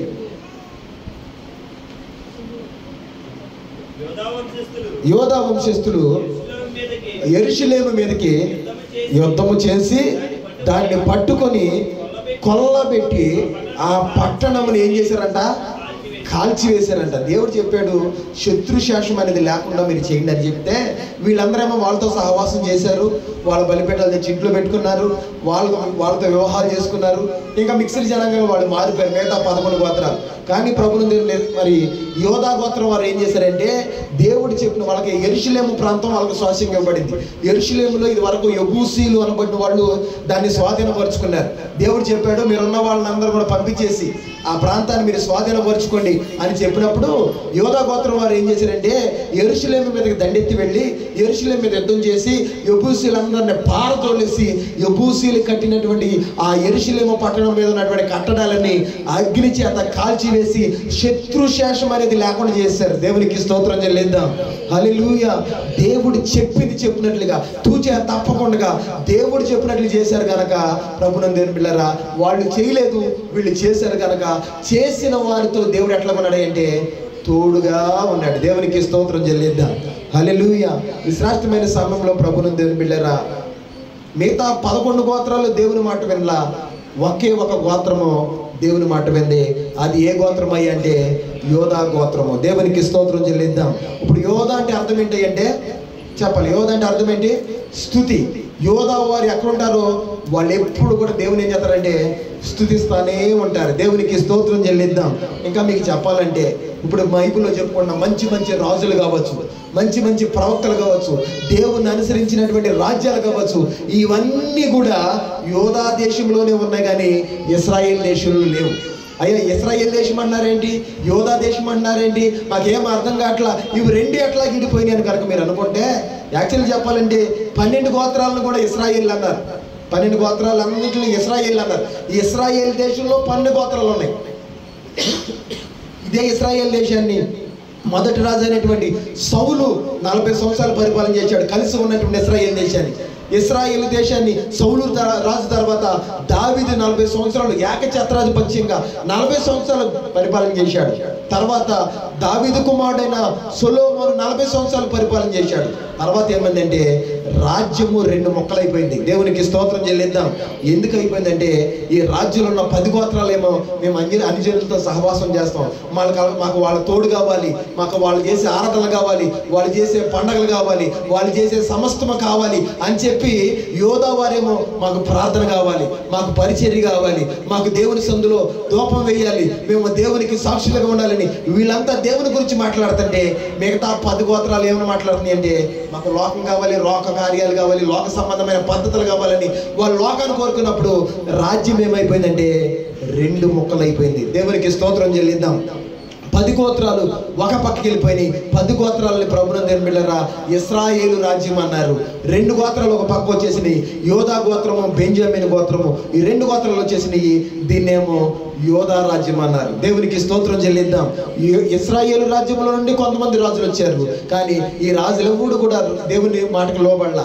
భయంకరమైన రాజ్యాలుగా ఆహాబు అనబడిన వాడు, అదేవిధంగా భయంకరమైనటువంటి రాజులందరూ కూడా దేవుని మాట వినక భయంకరమైన కార్యాలు చేసిన రాజులందరూ ఇశ్రాయేల్ దేశంలో వస్తే దేవుని మాట విన్నటువంటి ప్రభునందు బిడ్డలారా, యెరోబాము కావచ్చు, మరి యెరోబాము దగ్గర నుండి ఉన్నటువంటి రాజులందరూ కూడా, ఆసా కావచ్చు, హిజ్కియా కావచ్చు, అదేవిధంగా ప్రభునందు బిడ్డలారా మరి యెహోషువ ప్రవక్త కావచ్చు, ప్రవక్తలైనటువంటి యెషయా కావచ్చు, మరి ఏలియా కావచ్చు, వీళ్ళందరూ కూడా భక్తి కలిగిన వాళ్ళందరూ ఎక్కడి నుంచి వచ్చారు అంటే యోధా గోత్రం నుండి వచ్చారు. దేవునికి స్తోత్రం చెల్లిద్దాం. హల్లెలూయా. ఎందుకు చెప్తున్నాను ఈ మాటలు అంటే 2 గోత్రాల్లో తారతమ్యం వచ్చేసింది. దేవుడేమో ఇశ్రాయేలు గోత్రాలుగా 11 గోత్రాలను చేయి విడిచిపెట్టేస్తే ఒక గోత్రాన్ని పట్టుకున్నాడు. ఆ గోత్రం ఏదై అంటే యోధా గోత్రము. యోధా అనగా ఏంటి అంటే స్తుతి. వీళ్ళ జీవితంలో ఎప్పుడు కూడా దేవుని స్తుతించే అనుభవం కనపడుతూనే ఉంది. దేవునికి స్తోత్రం చెల్లిద్దాం. హల్లెలూయా.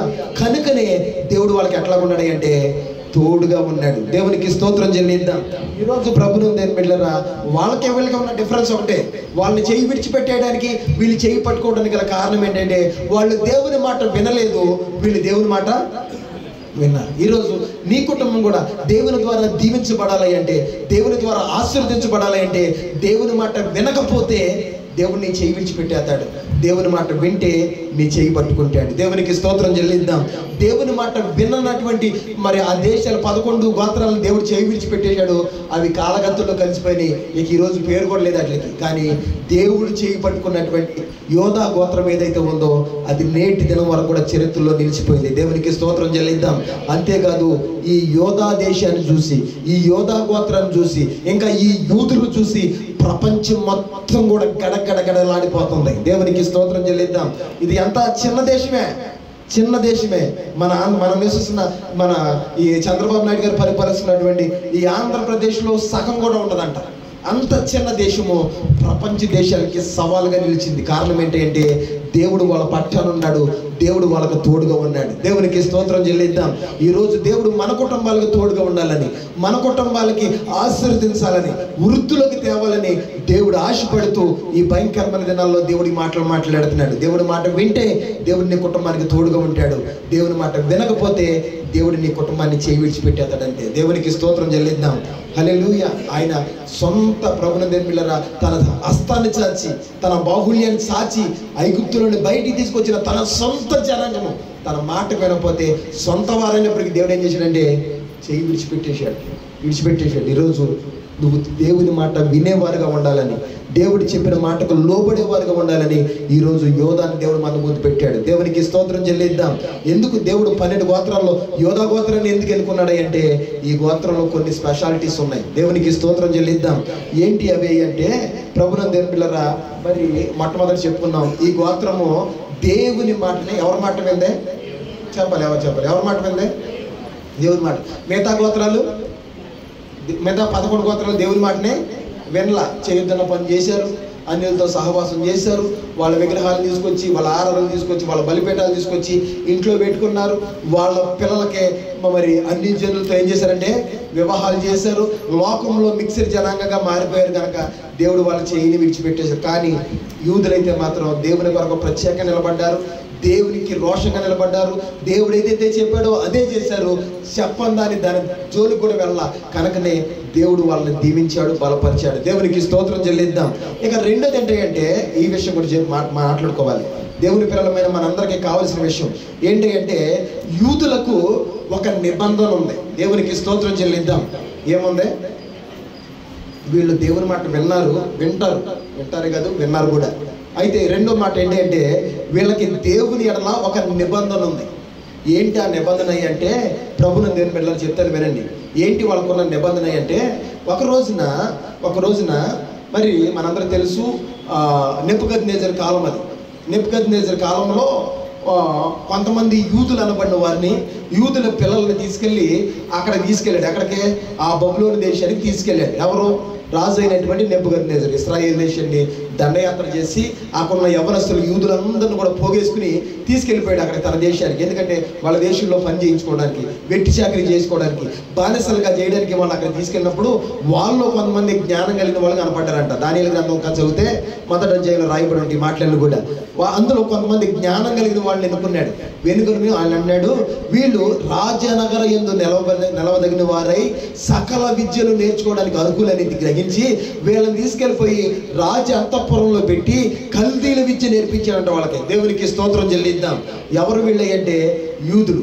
ఈ యూదులు ఒకనొక సమయం వచ్చినప్పుడు ఈ రాజు అయినటువంటి ప్రభునందరి బిడ్డలారా, ఈ నెబుకద్నెజరు ఏం చేశాడంటే తన దగ్గర ఉన్న బంగారాన్ని అంతా కూడా పోయించి ఒక పెద్ద విగ్రహాన్ని తయారు చేయించాడు. దేవునికి స్తోత్రం చెల్లిద్దాం. ఏం చేశాడు?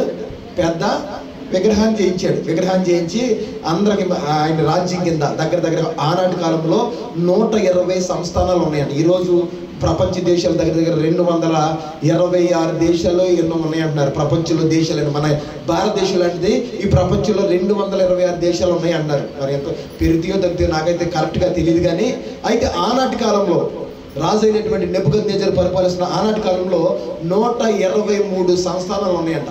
ప్రపంచంలో 123 దేశాలు ఉన్నాయి. అయితే ప్రభునందరి బిడ్డలారా, ఈ 123 దేశాలను కూడా రాజు అయినటువంటి నెబుకద్నెజరు బబులోను దేశాన్ని సామ్రాజ్యంగా మరి కేంద్రంగా పెట్టుకుని అక్కడ నుండి చక్రవర్తిగా పరిపాలిస్తున్న దినాలు. ఆ దినాలలో రాజుగారు నా దగ్గర బంగారం అంతా కూడా కరిగించి ఒక ఎత్తైన బంగారపు విగ్రహాన్ని చేయించి మరి సాటింపు పెంచాడు. మీ అందరూ తెలిసింది అది. ఇదిగో రాజుగారు ఎత్తైన విగ్రహాన్ని నిలబెట్టాడు కనుక రాజు మొదలుకొని సామాన్యుల వరకు ఆయన దగ్గర ఉన్న 123 సంవత్సరాలు ఉన్న ప్రతి జనం అంతా కూడా ఇదిగో వాయిద్యాలు వాయించుండగా, కూరలు మోగించుండగా అందరూ కూడా ఆ విగ్రహానికి ఏం చేయాలంట చెప్పాలి. ఏం చేయాలి? సాగిలపడి సాష్టాంగపడి మొక్కను వాడిని తీసుకెళ్ళి ఏం చేస్తానన్నాడంటే అగ్నిగుండంలో వేసి కాల్చి తగలెట్టేస్తానన్నాడు. దేవునికి స్తోత్రం చెల్లిద్దాం. ఇది వాళ్ళకి ఇచ్చిన టాస్క్. అయితే అక్కడ ఒక నలుగురు యవ్వన ప్రాయంలో ఉన్నటువంటి యూదులు ఉన్నారు. ఎవరు వీళ్ళు? ఈ మాట మీరు మర్చిపోవద్దు. ఎవరు వీళ్ళు? యూదులు. ఈ నలుగురు రాజుగారి దగ్గర ఏదో చిన్న ఉద్యోగం చేసుకున్నారు. వాళ్ళు చేసుకునేది చిన్న ఉద్యోగమే, కానీ వాళ్ళకి దేవుని అంటే గొప్ప విశ్వాసం ఉంది. దేవునికి స్తోత్రం చెల్లిద్దాం. చేసేది ఎంత పని? చిన్న పని. రాజుగారి దగ్గర ఒక చిన్న రాజు ఉద్యోగం చేసుకున్నారు. చిన్న పని. బట్టుగా ఉన్నారు, మరి ఏం చేస్తున్నారో తెలియదు, కానీ వాళ్ళ ఉద్యోగం గురించి రాయబడలేదు. కానీ చిన్న ఉద్యోగం చేస్తున్నారు రాజుగారి దగ్గర. కానీ వాళ్ళు నమ్ముకున్న దేవుడు అంటే వాళ్ళకి అపరిమితమైన విశ్వాసం ఉంది. దేవునికి స్తోత్రం చెల్లిద్దాం. అయితే వాళ్ళకి ఏముందంటే ఒక నిబంధన ఉంది. యూదులందరూ కూడా ఆనాటి కాలం నుండి నేటి దినం వరకు కూడా యూదులకు ఒక నిబంధన ఉంది. ఏంటంటే మా దేవునికి తప్ప వేరే వాళ్ళకి మేము ఏం చేయమంటే చెప్పాలి. ఏం చేయాలి? మొక్కం. ఎందుకంటే దేవుడు ఒక ఆజ్ఞ ఇచ్చాడు. ఆజ్ఞలో కొంచెం కుడిమికి కానీ ఎడమకి కానీ వాళ్ళ తొట్టెలు. ఇదే వాళ్ళకున్న నిబంధన. దేవుడు ఏమైతే ఆజ్ఞ ఇచ్చాడో వాళ్ళకే ఆ ఆజ్ఞను తూచే తప్పకుండా వాళ్ళు మరి ప్రాణం మీదకి వచ్చిన అవసరమైతే వాళ్ళ ప్రాణాలైనా ఇస్తారు. కానీ దేవుడు చెప్పిన మాటకు మాత్రం అటు ఇటు కూడా ఏం చేయాలంటే తొట్టిపోరు. అంతేకాదు వాళ్ళ దేశమన్నా వాళ్ళ మందిరమన్నా వాళ్ళకి చచ్చేంత ప్రాణం. దేవునికి స్తోత్రం చెల్లిద్దాం. ఎవరికై అంటే యూదులుగా పిలువబడుతున్నారు. ఇప్పుడు మనం వాక్యం చెప్పుకున్న వాళ్ళకి దేవునికి స్తోత్రం చెల్లిద్దాం. ఎందుకు దేవుడు వాళ్ళని దీవించాడు? ఎందుకు వాళ్ళని ఆశీర్వదించాడు? ఎందుకు దేవుడు వాళ్ళకి తోడుగా ఉన్నాడు? ఎందుకు వాళ్ళని వృద్ధిలోకి తెచ్చాడు? ఈ రోజు ప్రభుత్వ చరిత్ర కాలగతుల్లో ఇశ్రాయేల్ దేశం కలిసిపోయింది, పాడుదెబ్బగా మారిపోయిందని ప్రపంచ దేశాలు అనుకుంటున్న సమయంలో మరలా తిరిగి ఆ దేశాన్ని లేవనెత్తి ఆ దేశం వైపు చూడాలంటేనే భయం పుట్టించేంత భయంకరమైనటువంటి యుద్ధ సామర్థ్యం కలిగినటువంటి దేశంగా యోధా దేశాన్ని ఇశ్రాయేల్ దేశాన్ని మార్చాడంటే ఏంటయ్యా వారిలో ఉన్నటువంటి విశేషమై అంటే ఒకటే దేవుని మాట వాళ్ళు వింటారు. రెండోది ఏంటంటే వాళ్ళకు ఒక నిబంధన ఉంది. ఏంటి ఆ నిబంధన అంటే మా దేవునికి తప్ప మేము ఎవరికి ఏం చేయమంటే మొక్కం. అవసరమైతే మా ప్రాణాలు ఇస్తాం, కానీ ఎవడి ఎదుట మేము ఏం చేయమంటే సాగిలపడం. ఇంకా చెప్పాలంటే ప్రభుత్వం దేవుని బిడ్డలారా, రాజుగారికి పెట్టే భోజనం పెట్టారు వాళ్ళకి. రాజుగారు తిని వీళ్ళంతా ఇలా బతికేంత బానిసలుగా వెళ్ళారు. వీళ్ళకి ఎవరు భోజనం పెట్టారు అంటే రాజుగారు తినే భోజనం పెడితే వాళ్ళు అంటున్నారు మేము రాజు ఇచ్చే భోజనాన్ని ఏం చేయమంటే తినము. కారణం ఏంటంటే రాజుగారికి తెచ్చే భోజనాలు పెట్టే భోజనాలు ఆ దేవతల దగ్గర దేవుళ్ళ దగ్గర బలిచ్చి తీసుకొచ్చి వంట చేసి రాజుగారికి పెడతారు. రోజు మాంసం కూరలు అవి ఉంటాయి. ఆ ఆహారంలో కొంత తెచ్చి ఎవరికి పెడతారు అంటే ఈ లేక నలుగురు షడ్రక్ మేషక్ అబేద్నెగోలు దానియేలు అనబడిన ఈ నలుగురు వ్యక్తులు పెడుతుంటే వాళ్ళు అన్నారు, వాళ్ళు అక్కడ రాయబడిన దానియేలు గ్రంథం మొదటి అధ్యాయంలో ఉంటుంది, ఇదిగో రాజు భుజించు ఆహారము తిని తమకు తాము అపవిత్రపరచుకోకూడదని చెప్పి రాజు తినే ఆహారాన్ని మాకు వద్దని చెప్పేశారు. దేవునికి స్తోత్రం చెల్లిద్దాం. అంటే తినే ఆహారం మీద కూడా వాళ్ళకి ఎంత శ్రద్ధ ఉందో చూడండి. దేవునికి స్తోత్రం. హల్లెలూయా. మనకి ఎవరైతే పెడతారు తినేస్తాం మనం. ఎవరైతే చెప్తే పూట కూటు కోసం ఏం చెప్తామంటే మనం కకృతి పడిపోతాం. పూట కూటు కోసం కకృతి పడిపోతాం. కానీ వాళ్ళు తినే ఆహార విషయంలో కూడా చాలా జాగ్రత్తలు వహించారు. కారణం ఏంటంటే వాళ్ళకు ఒక నిబంధన ఉంది. మా దేవుడైన యెహోవాకు తప్ప మేము ఎవరికి మొక్కము అని చెప్పి ప్రభునందు బిడ్డలారా, నేను తప్ప మీకు వేరే దేవుడు ఉండకూడదు అని దేవుడు ఏ ఆజ్ఞ ఇచ్చాడో ఆ ఆజ్ఞకి తూచి తప్పకుండా 100% 100% కూడా వాళ్ళు దాని మీద కట్టుబడినటువంటి గోత్రము ఏదైనా ఉందంటే అది యోధా గోత్రమే. దేవుని కోసం అవసరమైతే వాళ్ళ ప్రాణాలైనా ఇస్తారు, కానీ దేవుని వాక్యానికి మాత్రం ఎక్కడ కూడా అది కుడికి ఎనక కూడా తొట్టిల్లిపోయినటువంటి జాతి యోధా జాతి. దేవునికి స్తోత్రం చెల్లిద్దాం. ఏమైంది అంటే రాజుగారు ఆ విగ్రహాన్ని నిలబెట్టాడు. రే అందరూ కూడా దీనికి మొక్కాలి, వాద్యాలు వాయిస్తూ ఉంటారు.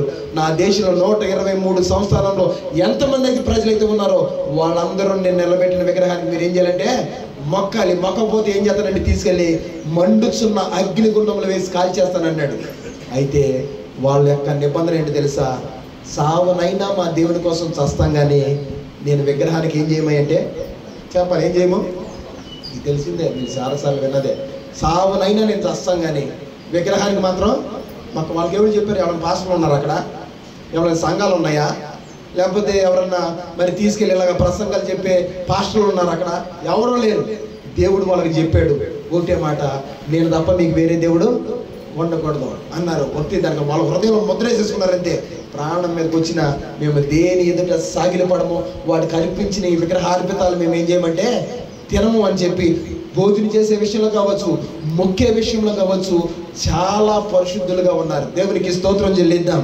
ఇంకా మీకు చెప్పాలంటే ఒక రోజున ప్రభునందు బిడ్డలారా, రాజు అయినటువంటి కోరేషు అర్థహర్షస్త అనే రాజు దగ్గర ఒకడు గిన్నె అందించేవాడు ఉన్నాడు. గిన్నె అందిస్తున్నాడు అనమాట. అతని పేరు ఏంటంటే నెహెమ్యా. చెప్పండి, ఏం పేరు అతని పేరు? నెహెమ్యా అనేటువంటి ఒక ఆయన ఉన్నాడు. ఈ ఉద్యోగం ఏంటంటే ఇతను కూడా యూదుడే, పరాయి దేశంలో రాజుగారి దగ్గర పనిచేసుకుంటాడు. ఏంటి మనడు ఉద్యోగం అంటే ద్రాక్ష గుత్తుల్ని పిండి రసం తీసి ఆ రసాన్ని ఎవరికి అందియాలి అంటే రాజుగారికి అందించే ఉద్యోగం అన్నమాట. పానదాయకులు అధిపతి అనేవాడు దీనికి మనవాడిని. అయితే ఈ ఉద్యోగం చేద్దాం ఉన్నాడు. ఒక రోజున మనోడు నీరసంగా కనపడ్డాడంట. నీరసంగా కనపడితే రాజు అయిన అర్థహర్షస్త అడుగుతున్నాడు, ఏమన్నా అంటే నెహెమ్యా, నీకేం జబ్బు రాలేదు కదా, నీకేం బలహీనత లేదు కదా, నీకేం అనారోగ్యంగా లేవు కదా, ఎందుకు నువ్వు రోజు చక్కగా నవ్వుతూ ఉండేవాడివి, ఈ రోజు ఎందుకు నువ్వు విచారంగా ఉన్నావు అంటున్నాడు. దేవునికి స్తోత్రం చెల్లిద్దాం. అంటే నాకు ప్రాణం బాగోలేదయ్యా అని చెప్పలా. అతను చెప్పిన సమాధానం ఏంటంటే, అయ్యా నా పితరులుండు పట్టణమైన యెరూషలేము పట్టణం ఏమైపోయిందంటే పాడైపోయింది. దాని ప్రాకారంలో అగ్ని చేత ఏమేం చేయబడిందంటే కాల్చబడి నా పితరులుండు సమాధులుండు పట్టణము మరి చిందరవందరగా చల్లా చెదరైపోయిందయ్యా. నా పట్టణము పాడైపోయిందన్న సంగతి తెలిసేపాటికి నా గుండెల్లో దుఃఖం కాక సంతోషం ఎట్లాగుంటుందని చెప్పి కన్నీరు విడిచి రాజుగారి దగ్గర విన్నవించుకున్నాడు. దేవునికి స్తోత్రం చెల్లిద్దాం. వాళ్ళు ఏ దేశంలో ఉన్నప్పటికీ వాళ్ళ దేశం అంటే వాళ్ళకి చచ్చేంత ప్రేమ. కారణం ఏంటంటే ఆ దేశములో ఆ దేవుని యొక్క ఏముంది అంటే మందిరం ఉంది. సాక్షాత్తు దేవుని మహిమ దిగి వచ్చిన స్థలం ఆ ప్రాంతంలో ఉంది కనుక ఆ పట్టణం పాడైపోయిందని చెప్పి దానికోసం నిరంతరం అంగలాస్తూ దేవుని సందులో వాళ్ళు ఏం చేస్తారంటే ప్రార్థన చేస్తారు. దానియేలు కూడా రోజుకు మొమ్మారంట. ఎన్ని రోజులు?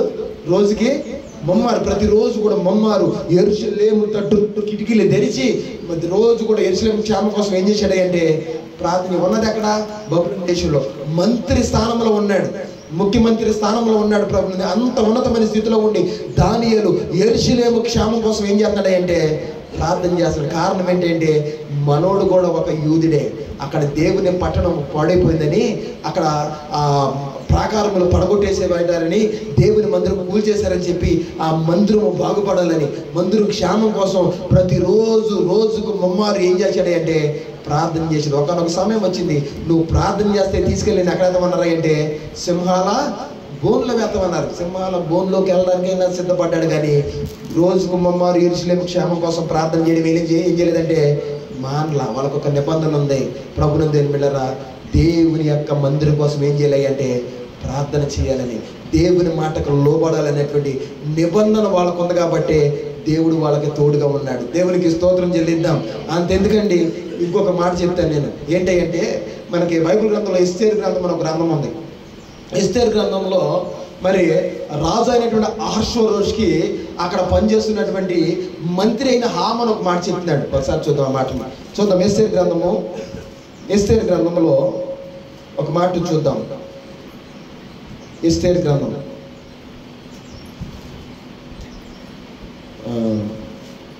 3వ అధ్యాయం 8వ వచనం చూద్దాం.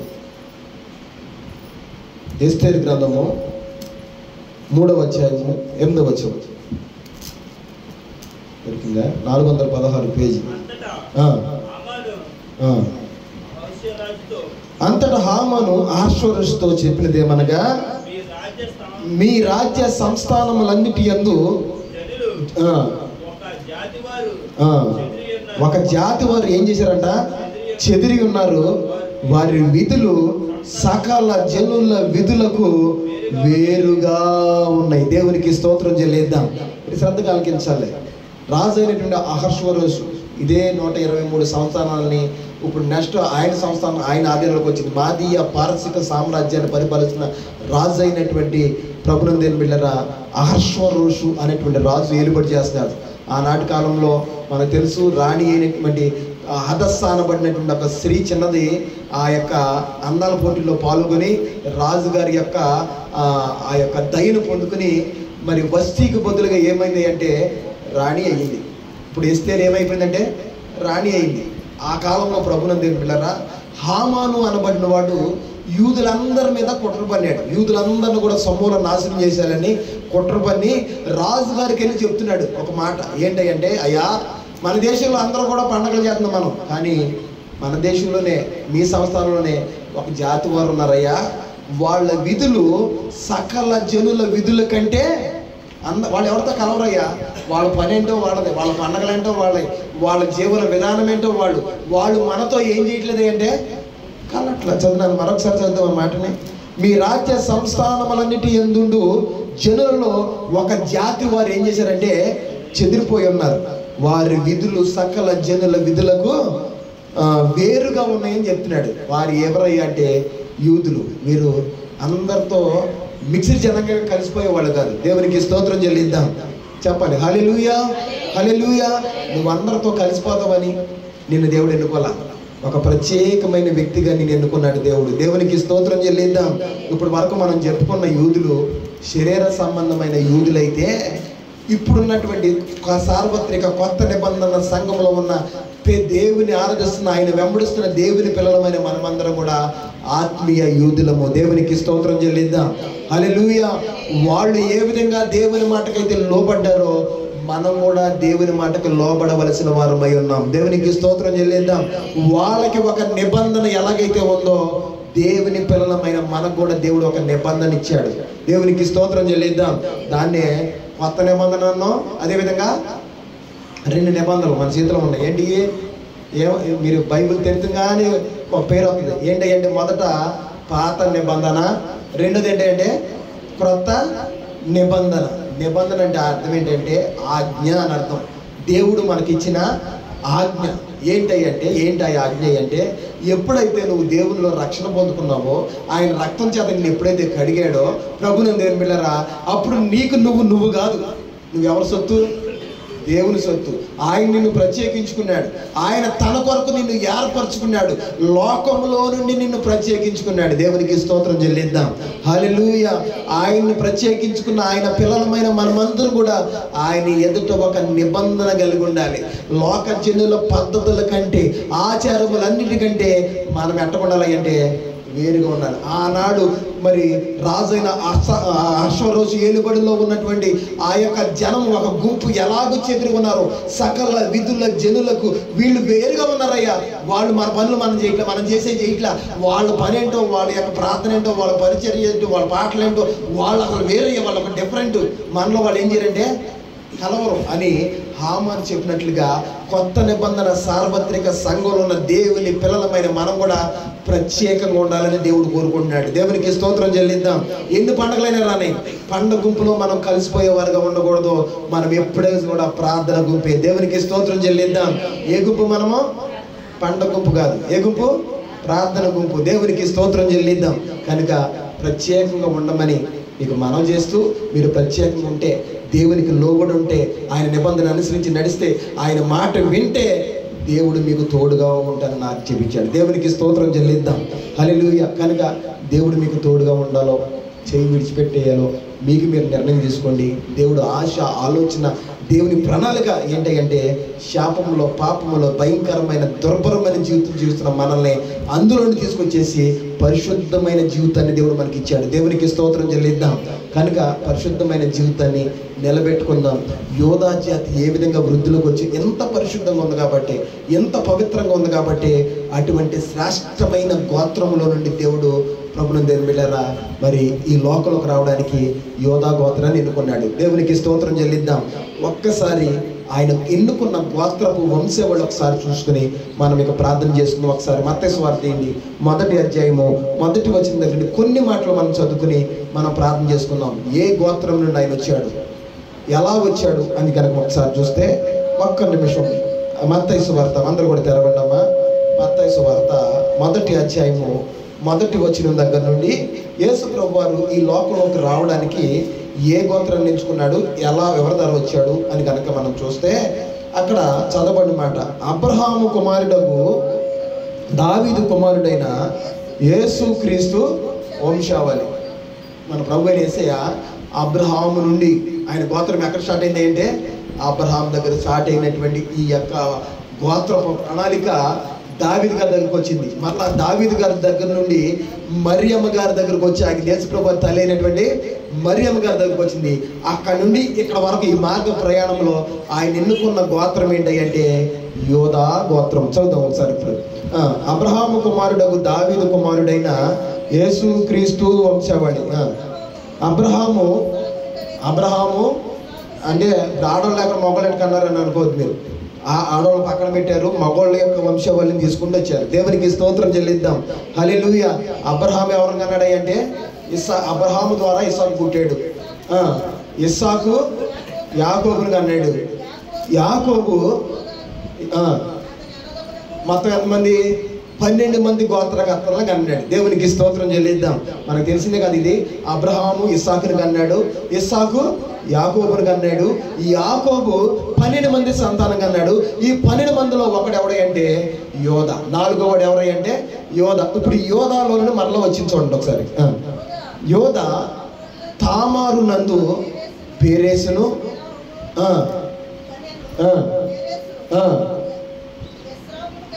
పేరేసు ఎస్రామును కనెను, హారామును కనెను, ఆరాము అమినాదమును కనెను, అమినాదము నయసోమును కనెను, నయసోము సల్మానును కనెను, సల్మాను ఎవరినంది అంటే రాహాబు. రాహాబు మనకు తెలుసు కదండి, ఎరుగో పట్టణం మీద ఉన్నటువంటి వేశ్య, మనకు తెలిసిందే. మరలా ఆవిడని తీసుకొచ్చి పెట్టాడు ఇక్కడ ప్రభుని దేవుని పిల్లరా. ఆవిడ సల్మాన్, యోధా గోత్రపు వంశపు వాడైనటువంటి సల్మానును పెళ్లి చేసుకుంది రాహాబు. ఈ రాహాబు సల్మాన్ ఇద్దరికి పెళ్లి చేసుకున్నప్పుడు వాళ్ళకి పిల్లడు పుట్టాడు. వాడి పేరు ఏంటంటే ఎవరంటే రాహాబు కొడుకు పేరు ఎవరంటే బోయజ్. మనకు తెలుసు కదా బోయజు రూతు యొక్క భర్త గారు అనమాట. బెత్లెహేములో పోయిన 2 వారాల క్రితం క్రిస్మస్ రోజు మెసేజ్ కూడా చెప్పాను నేను బోయాజు గురించి, బోయాజు సత్రం గురించి కూడా. ఈ బోయాజు ప్రభుని దేవుని బిడ్డలారా, బోయాజు రూతునందు ఎవరిని కన్నాడు అంటే ఓబేదుని కన్నాడు. ఓబేదు ఎవరిని కన్నాడంటే యెస్సయ్యని కన్నాడు. యెస్సయ్య రాజు అయినటువంటి దావీదుని కన్నాడు. దేవునికి స్తోత్రం చెల్లిద్దాం. అబ్రహాం దగ్గర నుండి ఇది దావీదు వరకు వంశావళి. ఇక్కడ నుండి ప్రభుని దేవుని బిడ్డలారా అక్కడ వంశావళి ఎట్లా ఉంటుంది అంటే దావీదు మరి సొలొమోను కన్నాడు, సొలొమోను రెహబామును కన్నాడు, రెహబాము ఇలా యోధా గోత్రం, ఇదంతా యోధా గోత్రం అనమాట. యోధా గోత్రంలో వచ్చిన లిస్టు అలా వచ్చి మరియమ్మ గారి దగ్గరకు వచ్చి ఆగింది. మరియమ్మ గారు కూడా ఏ గోత్రం అయ్యా అంటే యోధా గోత్రం. ఈ యోధా గోత్రం నుండి మరియమ్మ గారు యోసేపు ద్వారా ప్రభుని నిర్మిలరా వాళ్ళ గర్భములో నుండి మన ప్రభు అయినటువంటి యేసయ్య బయటకు వచ్చాడు. ఆయన యోధా గోత్రాన్ని దేవుడు ఏం చేశాడంటే ఎన్నుకున్నాడు. దేవునికి స్తోత్రం చెల్లిద్దాం. ఎన్నుకోవడానికి గల కారణం ఏంటంటే యోధా గోత్రం దేవుని కోసం ఒక నిబంధన కలిగిన గోత్రం. అంతేకాదు దేవుని మాటను తూచా తప్పని గోత్రం, దేవుని కోసం ప్రాణము సైతం ఇవ్వడానికి సిద్ధపడినటువంటి గోత్రము యోధా గోత్రం. కనుకనే వీళ్ళైతే ఈ గోత్రమే దేవుని కోసం నిలబడేదని 12 గోత్రం ఉండే 11 పక్కకు వచ్చాడు. ఈ కాలగతులు లేవండి. ఈరోజు కూడా ఎవరన్నా దేవుని పిల్లలు అని చెప్తే ఇశ్రాయేల్ దేశం అంటే యూదులే అంటారు తప్ప వేరే గోత్రాలను జ్ఞాపకం చేసుకొని యూదులు అనబడిన వారే ఎవరు చూడండి. ఇశ్రాయేల్లో ఉండేది ఎవరయ్య అంటే యూదులే అంటారు తప్ప వేరే గోత్రం అసలు గ్యాప్ అని కూడా. ఎందుకంటే దేవుడు వాళ్ళని చేయి విడిచిపెట్టేసాడంటే ఇప్పుడు ఉన్నది ఎవరైనా దగ్గరగా ప్రభునందు దేవుని అక్కడ 98 లక్షల మంది యూదులు ఉన్నారంట.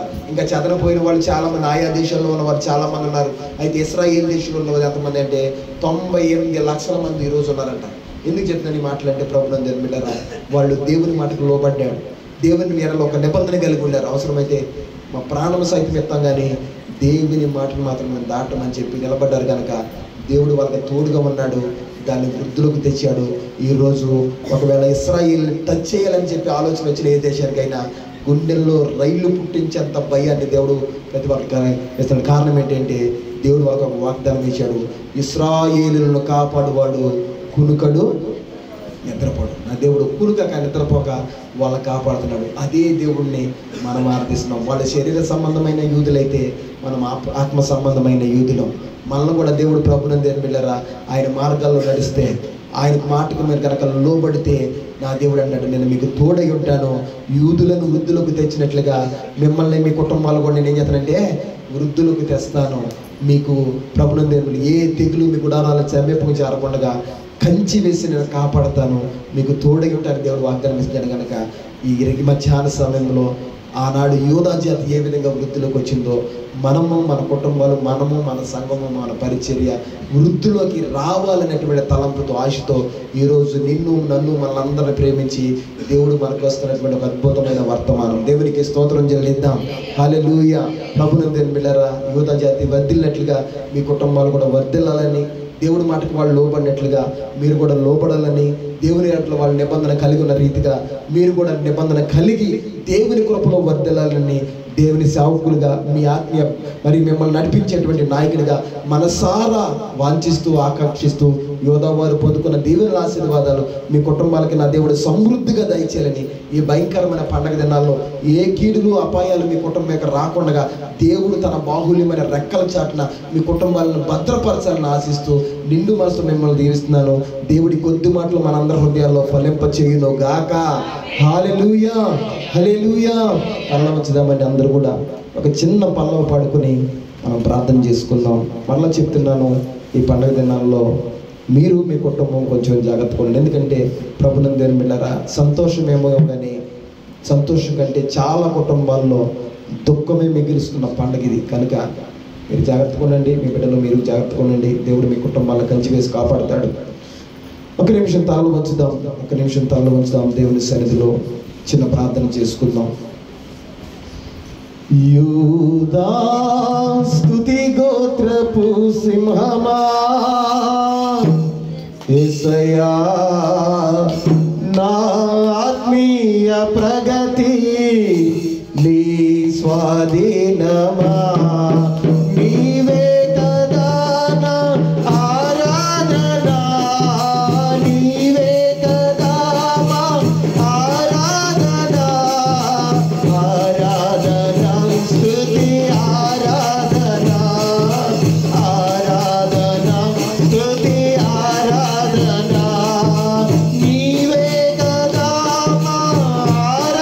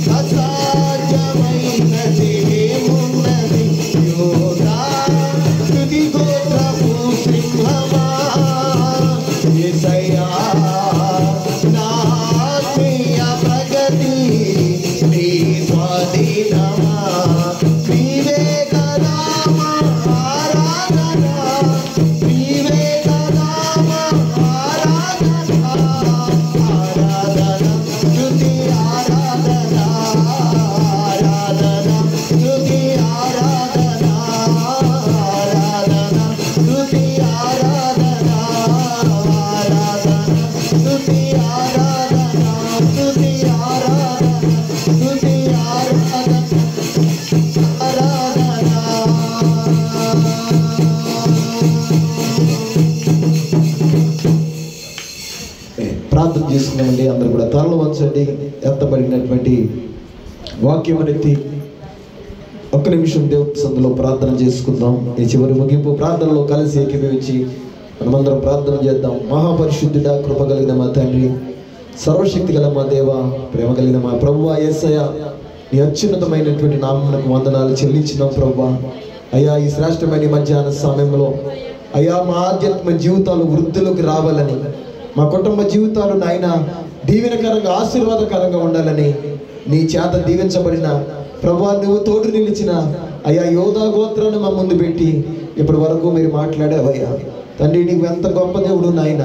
నీ మాట వింటే మా జీవితాలు దీవించబడతాయని, నీ మాట వినకపోతే మా కుటుంబాలను చేయి విడిచిపెట్టేద్దామని నీ లేఖనాల ద్వారా మాట్లాడేవయ్యా. అయ్యా, నీ చేతిలో నుండి విడవబడే అయ్యా గోత్రాల వలె మేము ఉండకూడదు నాయన. నీ మాటకు లోబడి ప్రభువా, నీ మాటను అనుసరించి నడిచే జీవితాలు మాకు దయచేయమని తండ్రి ప్రార్థన చేయించిన ప్రభువా. ప్రభువా, నీ తోడు మాకు కావాలయ్యా. ఈ లోకంలో ఎవరు తోడు మాకున్నా లేకపోయినా యేసయ్యా నీ తోడు మాకు కావాలయ్యా.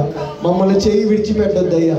మా చేయి పట్టుకోండి అయినా నీ మార్గంలో మమ్మల్ని నడిపించండి అయ్యా తండ్రి. ఈ మధ్యాహ్న సమయంలో ప్రభా, నీ వాక్యానికి విరుద్ధంగా మాలో ఎక్కడ ఏ లోపం ఉన్నా ప్రభా, ఈ మధ్యాహ్న సమయంలో ఈ వాక్యం ద్వారా మేము సరి చేసుకోవడానికి సహాయము దయచేయండి నాయన. స్తోత్రాలు ప్రభువా.